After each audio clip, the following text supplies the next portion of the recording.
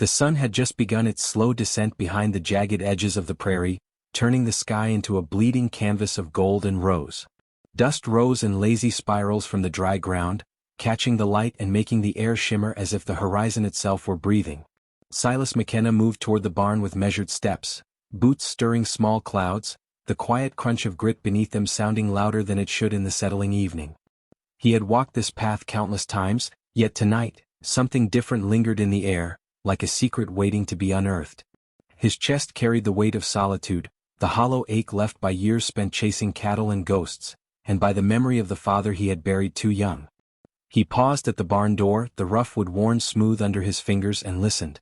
A soft sound, almost imperceptible, caught his attention. A quick shuffle, a breath too fast, a whisper of fear. Silas's eyes narrowed, scanning the shadows of the barn interior. There, huddled among the hay bales, was a young woman, her dark hair spilling over her shoulders like midnight, eyes wide and wary, holding herself as though she could vanish into the straw itself. Lila Redhawk. He had heard her name in whispered tales at the town's edge, the girl who had survived the scattering of her family and the harsh judgment of the world. She was barely 20, but she carried herself with a kind of careful dignity that only those who had been tested young could bear. "You shouldn't be here," Silas said, his voice low, almost a murmur but not unkind. The words seemed to hang between them like smoke, curling in the slanting light. Her gaze met his, sharp yet unsure, and he saw the flicker of both defiance and desperation. The barn smelled of dry hay, horses, and the faint trace of earth that clung to her boots, sense that somehow grounded him in the immediacy of her presence. She flinched slightly at his shadow moving closer, and he stopped, letting the silence stretch, letting her measure him as much as he measured her. "You'll stay," he whispered, voice roughened by the dust and wind. "Pack your belongings. You'll stay with me." He didn't offer explanations and she didn't demand them. The statement hung in the space between them like a fragile promise, fragile and urgent.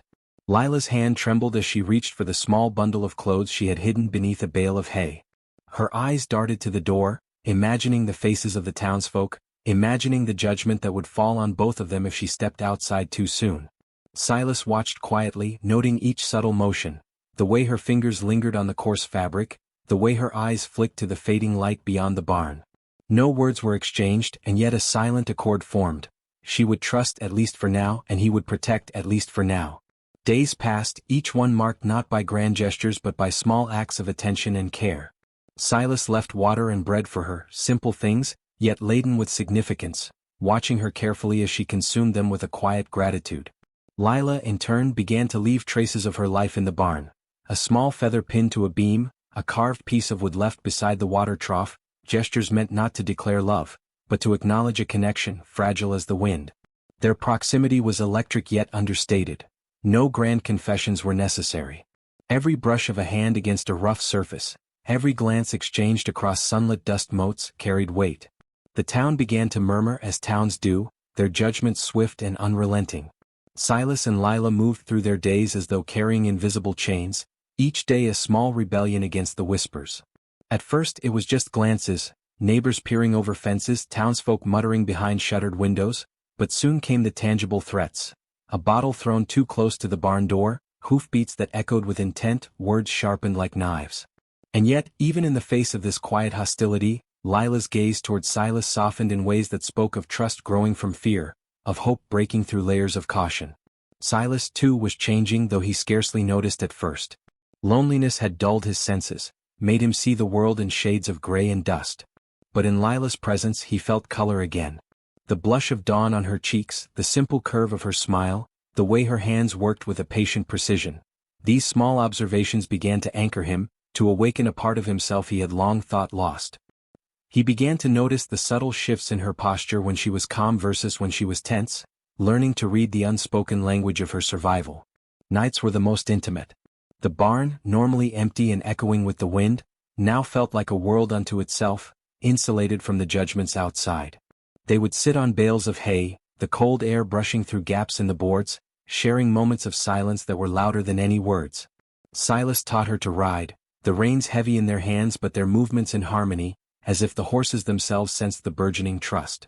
Lila taught him to track, to notice the subtleties of footprints in dirt, the whisper of wind through the grass, lessons in patience and observation that mirrored the careful cultivation of their bond. One morning, the horizon breaking in gold and rose, Silas noticed Lila staring toward the distant mountains, her eyes glimmering with unshed tears. "What is it?" he asked softly, though he already understood that some answers lay beyond speech. I think of them," she said, voice barely above the whisper of wind through the barn. Her family, scattered and lost to her, shadows of memory she carried like a folded letter in her pocket. Silas placed a hand gently on her shoulder, grounding her in the present, offering the quiet assurance that she did not face the world alone. The tension mounted as the town's scrutiny intensified. A horseman rode near the barn's edge one afternoon, stopping just short of the gate, surveying the place as though it held secrets meant to be exposed. Silas's jaw tightened. He did not draw a weapon, did not shout, did not invite confrontation. Instead, he guided Lila to the rear of the barn, where the wind carried their whispered planning like a shield. Escape would come at first light, they agreed, not through violence but through patience, observation and courage tempered by necessity. By the following week, the couple had moved through countless quiet, careful rehearsals of departure, each step an act of trust, each glance a negotiation of fear and desire. And then at dawn, under a sky painted in trembling shades of lilac and amber, they performed a ritual that belonged to them alone. No one watched, and yet the world seemed to hold its breath. Silas carved their initials into a sturdy elm at the edge of the clearing, each stroke deliberate, each mark a promise. Lila tied a ribbon through his hair, a simple braid that carried meaning beyond words, a binding of presence and intention, of survival and love intertwined. They married quietly, not with pomp but with profound intimacy. The morning air was crisp, smelling of wet grass and sun-warmed earth. Their vows were whispered, like prayers cast into the wind, pledges of protection and presence, promises to uphold dignity and love in equal measure. The ceremony held no audience save for the wind, the faint call of a hawk, and the soft rustle of wildflowers brushing against one another. Tears came unbidden, laughter rippled gently, and the weight of past suffering lifted slightly, replaced by the fragile joy of mutual recognition. The storm that had threatened in distant rumble arrived only as a gentle reminder, the wind bending the wildflowers at the edges of their clearing. They mounted their horses, hands entwined, and rode through the morning mist, the horizon opening wide before them. Silas glanced at Lila, the early light catching the hope glinting in her eyes, and felt the quiet swell of a life worth the trials they had endured. Lila, in turn, felt the firm weight of his hand around hers, a tether to the present, to possibility, to dignity restored. They rode on, neither speaking, for words would have spoiled the perfection of their shared silence. The prairie stretched infinitely around them, golden under the rising sun, a reminder that the world, vast and unfeeling, could still be claimed in moments of grace and courage. And in that quiet communion, they understood that the acts of care, the gestures of trust, the patient cultivation of connection, these were the threads of life, stronger than fear, louder than judgment, more enduring than solitude. Sometimes, the wind carries echoes of what was lost, and sometimes the earth remembers the steps we take, even when no one watches. Silas and Lila would carry their scars as all people do, but they would also carry each other, the fragile promise of tenderness, the small grace of presence in a world too often harsh. And for the first time, both knew that loneliness could be overcome not by grand gestures, but by the quiet constancy of care, the patient cultivation of trust, and the courage to allow one heart to meet another in the space between fear and hope. And so, as the sun climbed higher, painting the plains with light, the barn behind them faded into shadow, and the horizon ahead opened wide, infinite and waiting.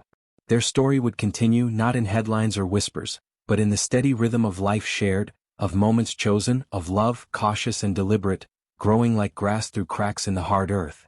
And if you listen closely, the prairie itself seems to murmur, a gentle reminder that even in hardship, even under the weight of judgment, even in the quiet of loneliness, life bends toward grace for those willing to trust, to care, and to stay.